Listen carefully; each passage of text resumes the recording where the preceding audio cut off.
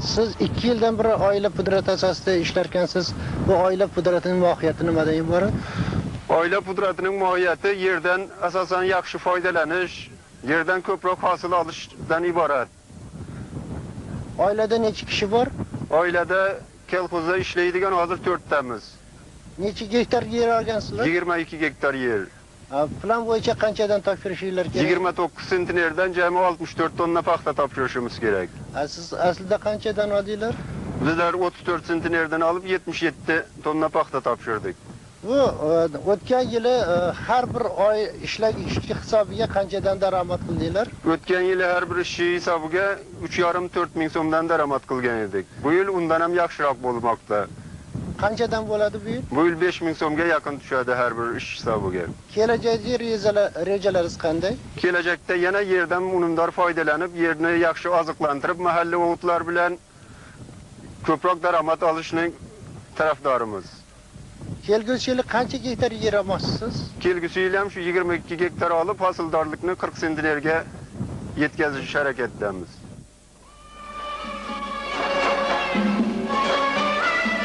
Abdullaka asl dehqon farzandi. U qishloqda o'sib ulg'aydi. Yoshligidan paxtakorlar, bog'bonlar davrasida bo'lib, dehqonchilikka mehr qo'ydi. Qiyinchiliklardan qo'rqmaydigan, mehnatsevar bo'lib tarbiyalandi.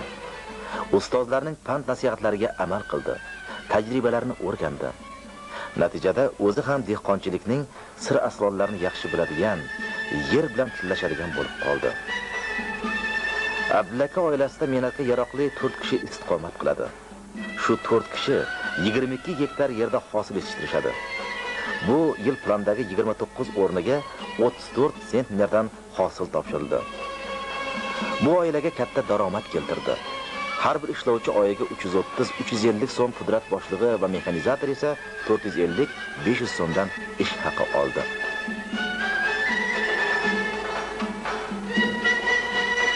Dehqonchilikda har yilning o'ziga xos qiyinchilik va noqulayliklari bo'ladi.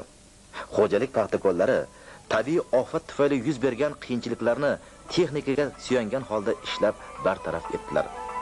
Mo'l hosil yetishtirib, davlatga paxta topshirish planini ortig'i bilan ado etib kelyaptilar. 1989 xo'jalik yili ham shunday bo'ldi.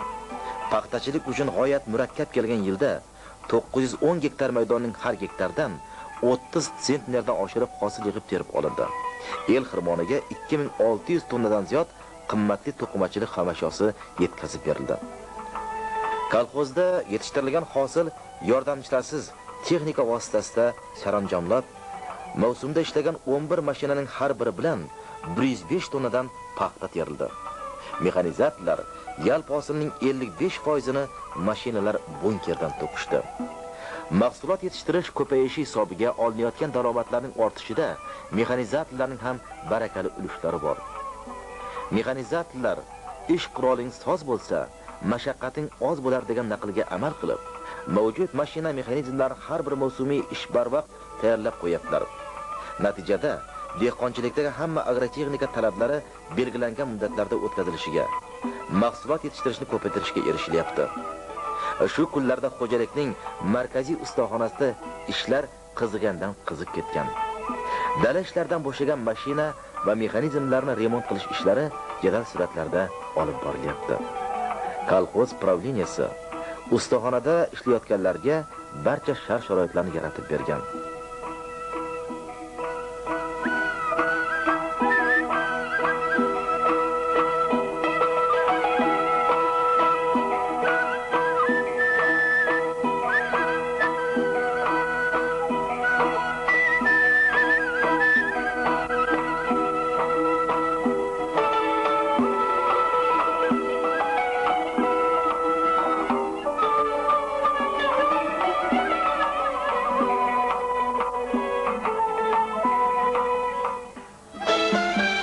Buxgalteriya xodimlarining ishlari yil 12 oy oshib-toshib o'tadi.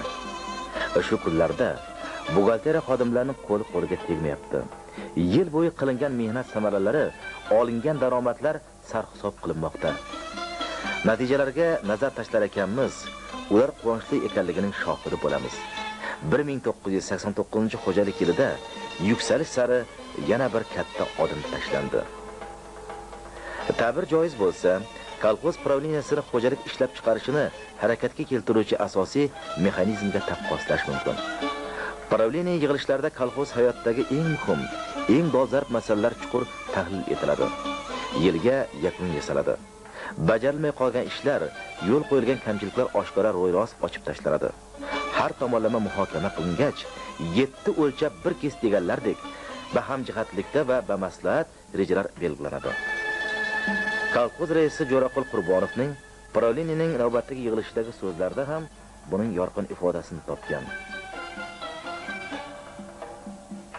Keyingi 2 yilda xo'jaligimiz paxtachilik va chorvachilik sohasida bir muncha olg'a siljidi. Ayniqsa 1989-yilda paxtachilikda erishgan yutug'imiz ayniqsa quvonchli bo'ldi. Yilning juda injiq kelishiga qaramasdan paxtakorlarimiz 25-oktyabrda paxtalarlash planini ortig'i bilan bajardi. Bu esa xalqimizning turmush farovonligini oshirishga, katta daromad foyda keltirib, xo'jaligimizning rentabel bo'lishiga olib kelmoqda.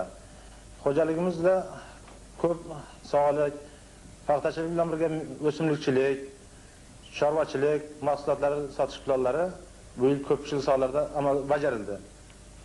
Buni amalga oshirishda, ayniqsa keyingi 2 yilda amalga oshirilgan melioratsiya va irrigatsiya ishlarining, kolxozimizda o'tkazilgan kapital planirovka ishlarining samarasi deb bilamiz. Keyingi 2 yilda 700 gektar yerda yopiq drenaj hamda latoklar o'rnatildi. 5 kilometrdan ortiq ariqlar betonlashtirildi. Shu bilan birga o'tkazilayotgan tadbirlar hali talablar emas. Bizda rezervlar juda katta. Biz bundan keyin shu qilayotgan ishlarni davom ettirsak, xo'jaligimiz kelajakda eng ilg'or xo'jaliklardan bittasiga aylanadi. 1989-yilni yakun qilyapmiz. Kolxozimizning moliyaviy ahvoli haqida so'zlab berishni so'z o'rtoq Sodilovga, kolxoz buxgalteriga. O'rtoqlar, moliya faoliyatimiz quyidagicha. Pul daromadlari 250 million so'mdan oshdi. Bu esa o'tganiga nisbatan 230 ming so'm oshiqchadir. Sof daromadimiz esa 566 ming so'm bo'lib, o'tganiga nisbatan 79 ming so'm ortiqcha. Mavjud pul mablag'lari 865 ming so'm bo'lishi kungacha ortiqcha 500, o'tgan yilga nisbatan 509 ming so'm ortiqchadir. O'rtoqlar, biz yetishtirilgan mahsulotdan kelgan daromadning o'tgan yil 58%, bu yil 63%ni kolxozlarga ish haqi sifatida berishni mo'ljallayapmiz. Biltir 1 million 184 ming so'm pul yil davomida berilgan bo'lsa, bu yil 1 million 384 ming so'm, biltirga nisbatan 200 ming so'm oshiqcha. Kolxozimizda pullashtirishning ishlarining ahvoli haqida so'zni kolxoz bosh ekonomisti Toshibdan eshitsak. Kolxoz ekonomikasini yuksaltirish uchun, dehqonchilik hamda chorvachilik mahsulotlarini yetishtirish uchun ishlab chiqarish xarajatlarini kamaytirish biz mutaxassislar ish olib bormoqdamiz. Brigada, ferma, oila pudratlarga borib, vaqti bilan ishlab chiqarish xarajatlarini, ya'ni urug'lik, mineral o'g'it, yoqilg'i, mehnat haqlarini kontrol qilib, tekshirib borib, amaliy yordam berib bormoqdamiz. Bu yilgi hisob-kitoblarga qaraganda o'tgan yili qoramolchilikdan 13 ming so'm zarar ko'rgan bo'lsak, bu yil yakunlariga qaraganda foyda bilan yakunlash arafasidamiz. O'tgan yili paxtaning tan narxi 60 so'mga yetishtirilgan bo'lsa, bu yil 57 so'm yetishtirish mo'ljallanmoqda. Xo'jaligimizda bir necha yillar oldin qaloq hisoblangan uchastkaga bu kishi Egam Pamraqul bo'ladi. O'zining tajribalari haqida aytib bersa. Men 1988-yilda meni kolxoz pravleniyasi bir qaloq uchastkaga brigada boshlig'i qilib sayladi. Men shu brigada territoriyasiga boranda bu territoriyada 14 sentnerdan paxta topshirar ekanlar. Men 1988-yilda 33 sentnerga hosildorlikni ko'tardim. Bunga sabab texnikadan, mineral va mahalliy o'g'itlardan to'liq foydalanish sabab bo'ldi. 1989-yilda esa ishchi kuchidan, planirovkalardan to'liq foydalanib, hosildorlik ancha oshdi yana. Mana biz bugun navbatdagi pravleniya yig'ilishida xo'jaligimizdagi olib borgan ishlarni analiz qilib, kelgusi rejalar haqida gaplashib oldik. oldimizda juda mas'uliyatli va ulkan vazifalar turibdi. 1990-yilda xo'jaligimiz paxtachilik va chorvachilik mahsulotlarini yetishtirishni ko'paytirishni planlashtirgan.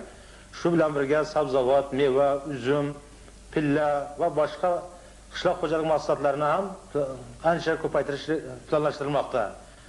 Shu bilan birgalikda xalqimizning mehnat sharoitlarini yaxshilab berish, ularning madaniy dam olishlarini kuchaytirish vazifasi oldimizda turibdi.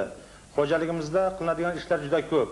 Hali xalqimizning ichimlik suvga bo'lgan talabi yoki yo'l qurilish sohalarida, maktab qurilish sohalaridagi ko'plab ish qilishimizga to'g'ri keladi. Biz kelgusi yilda mana shu ishlarni amalga oshirib, xalqimizning talab va ehtiyojlarini to'liq qondirish uchun ishlashimiz kerak. Posyolkalarimizni zamonaviy tipda qurishga ham alohida e'tibor beramiz. Har sohada hisob-kitob bilan ish yuritish, tejamkorlik, ishlab chiqarish bazasini mustahkamlash, iqtisodiy ko'rsatkichlar tobora yaxshilanib borishining bosh dasturidir. Chorvachilikda ham ular o'zining ijobiy samarasini bermoqda. Yetakchi tarmoqlardan biri bo'lgan chorvachilikni keskin rivojlantirish, mahsuldorligini oshirish uchun moddiy texnika bazasi yaratilyapti. Bu yerda ham qurilish ishlari keng ko'lamda olib borilmoqda. Kelajakda chorva mollari bosh sonini keskin ko'paytirish maqsadida yangi molxonalar, bostirmalar qurilib ishga tushirilyapti. Fermadagi ko'pgina og'ir ishlarni mexanizatsiyalash choralari ko'rilyapti.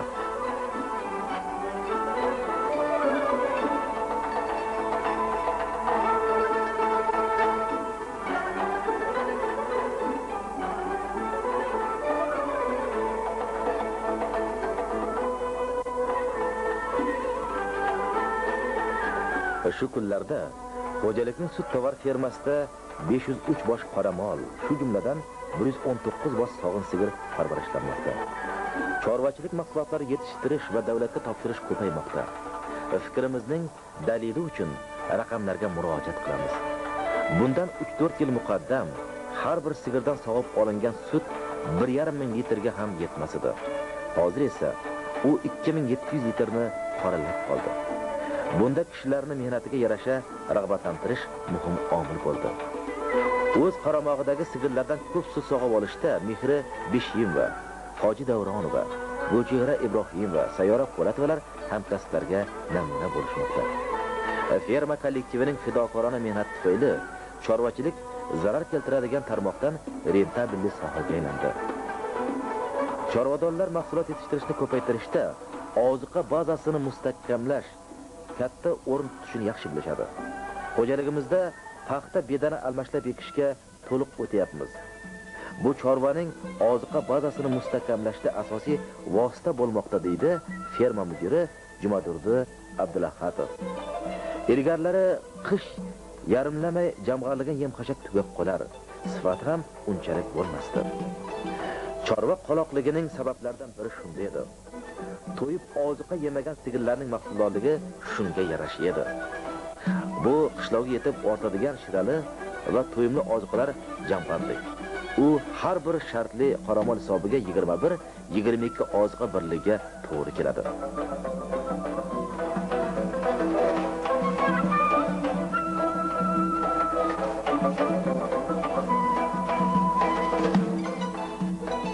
Chorvachilikdagi muhim ishlardan yana biri naslchilikdir. Keyingi yillarda bu sohaga ham e'tibor kuchaytirildi. Ana shu tufayli ham podadagi zotdor mollar ko'payib, ularning mahsuldorligi oshib bormoqda. Buzoqlarni parvarishlashni Sayyodxon Boboniyoz va fermada ijaraga olgan. U bir kunlik buzoqlarni olib 3 oygacha parvarish qilmoqda.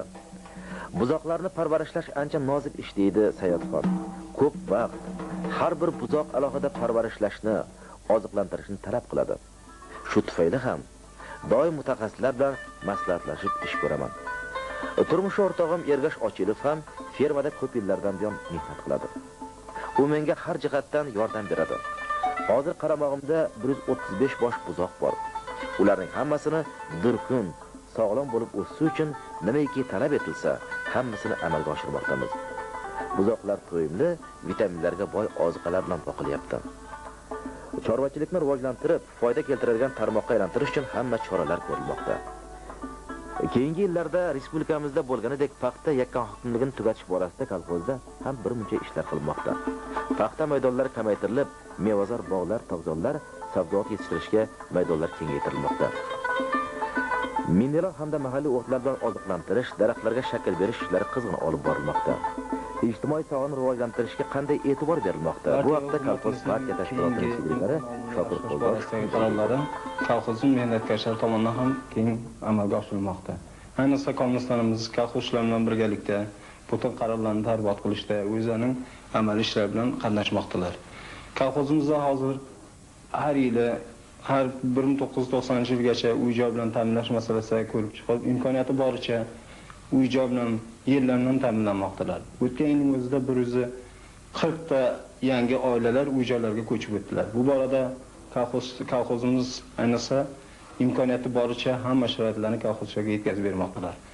Bu ishlarda kolxozlarimiz bo'sh bo'lgan paytlari foydalanish uchun sport ishlari juda ham yaxshi yo'lga qo'yilgan. Kolxozlarimiz bolalarni bog'chalarga tortishda ikkita kolxozimizda doimiy bolalar bog'chasi ishlab turibdi. Yangi tipovoy darashxonlar 1989-yilning o'zida ikkita yangi tipovoy darashxon qurilib ishga topshirildi. 90-yilga yana ikkita darashxon mo'ljallanmoqda. Bu esa hozirgi sharoitda kolxozchilarning ish bilan birga madaniy dam olishlarida juda ham yaxshi imkoniyatlar yaratilmoqda. Kolxozning sharoitda pensionerlarga hamda qahramon onalarga, ko'p bolali onalarga ayniqsa yaqindan turib yordam berilmoqda. 120 dan ortiq mehnat va ulug' vatan urushi veteranlari, baynalmillatchi jangchilarimizni ayniqsa hisobga olinib, ularga kunlik ehtiyoj mollari har imkoniyati boricha yetkazib berilmoqda. Partiyamiz, hukumatimiz bu ko'rsatgan qarorlari ayniqsa ishlab chiqarishda ham ta'sir qilmay qolayotgani yo'q.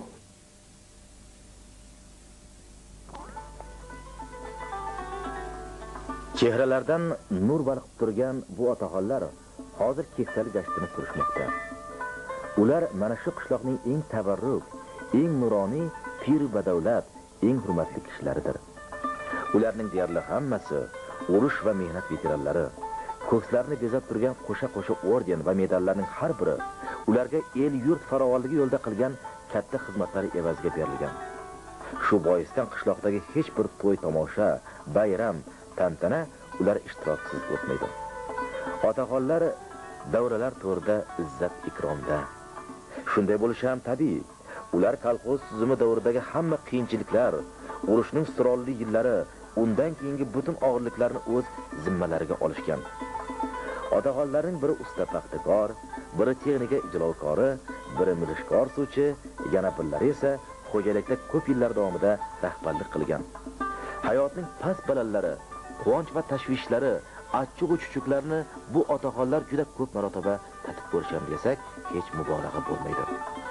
Ular bilan bir piyola choy ustida suhbatda bo'lsangiz, har birlari bir olam ekanliklari, hayotiy tajribaga nihoyatda boy ekanliklarining shohidi bo'lasiz. Otaxonlar bilan kengashib, maslahatlashib, ish ko'rish foydadan xoli emasligini kolxoz raisi Jo'raqul Qurbonov, Jumabozor qishloq soveti raisi Baxtiyor Vohidovlar bir necha bor sinab ko'rishgan.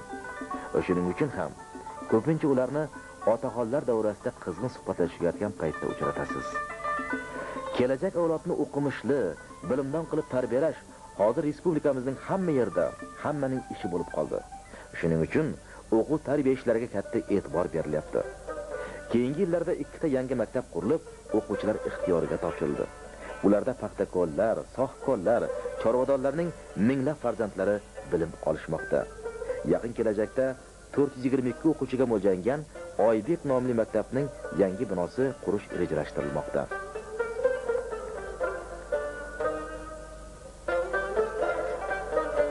Bu yerda kichkintoylarning ruhan tetik, jismonan sog'lom o'sib ulg'ayishi uchun katta g'amxo'rlik qilinmoqda. Bolalar bog'chalariga go'sht, sut, tuxum, sabzavot va mevalar kolxoz hisobidan tekinga berilyapti. Gulnora Ibrohimova mudirlik qilayotgan markaziy bog'chada 120 ta kichkintoy mehr-muhabbat bilan tarbiya topmoqda. 11 nafar tarbiyachi kichkintoylar atrofida tarvona.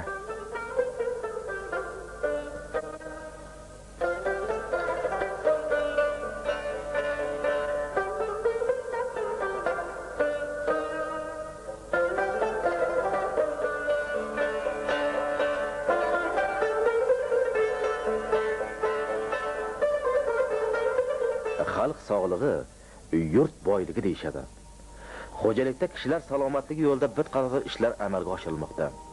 Kolxoz markazida kuniga 50 nafar bemorga tibbiy yordam ko'rsatish imkoniyatiga ega bo'lgan ambulatoriya ishlab turibdi. Unda terapiya, pediatriya, akusher, ginekologiya hamda stomatologiya shifokorlari va hamshiralar ishlamoqda. Siddiq Ibrohimov, Ahmadjon Mahsumov, Rajabboy Xidirov, Ro'zamamat Abdulhamidov singari shifokorlar bemorlar dardiga marham bo'lishyapti. Hamqishloqlarga Istiqloldan tibbiy yordam ko'rsatayotgan bu shifokorlardan hamma minnatdor. Aholiga tibbiy xizmat ko'rsatishni yaxshilash maqsadida kolxoz territoriyasida xo'jaliklararo shifoxona qurilishi rejalashtirilgan. Hozir smeta loyihalash ishlari nihoyasiga yetay deb qoldi.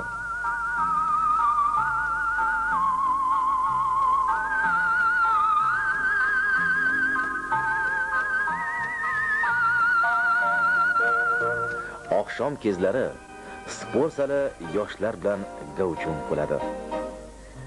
Bu yerda sportning ko'pgina turlari bo'yicha to'garaklar muntazam ishlab turibdi.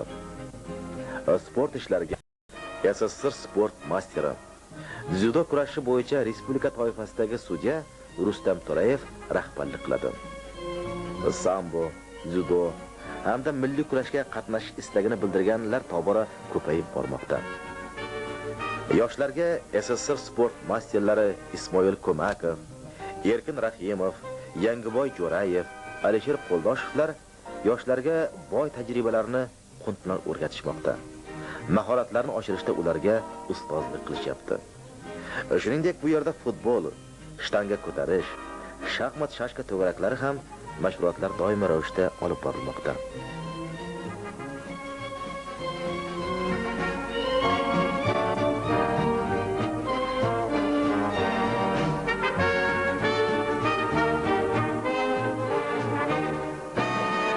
Klub qishloq yoshlarining sevimli maskaniga aylanib qolgan. Kolxoz klubi badiiy havaskorlar to'garagiga qatnashchilar ixtiyoriga berib qo'yilgan. Kechqurunlari klubdan kuy qo'shiq ovozlari baralla eshitilib turadi. To'garak ishtirokchilari mashg'ulotlarni belgilangan grafik bilan o'tkazishadi. Yangi kuy va qo'shiqlar bilan o'z repertuarlarini boyitib borishyapti. Kamalak ansambli ishtirokchilari yoz kezlari paxtakonlar, chorvadonlar huzurida bo'lib, dala mehnatlashlariga konsertlar qo'yib berishadi. Ularning ko'ngilli dam olib, yaxshi hordiq chiqarishlariga ko'maklashadi. Biz yuqorida xo'jalik ishlab chiqarishning barcha sohalarini rivojlantirish, paxta va boshqa mahsulotlar yetishtirishni tobora ko'paytirib, ham iqtisodiy, ham ijtimoiy jihatdan yuksalish sari dadil odimlayotgan Buxoro oblast Olot rayonidagi partiya 22-sezdi kolxozi mehnatkashlarining erishayotgan muvaffaqiyatlari haqida qisqagina hikoya qildik. Yuksalishning oydin yo'ldan borayotgan kolxoz mehnatkashlariga yangi 1990-yilda yurt ma'murchiligini vujudga keltirishga yuksak hissa qo'shdi. Xayrli ishlarda kattadan katta muvaffaqiyatlar, sihat salomatlik, baxt saodat, katta muvaffaqiyatlar tilab qolamiz.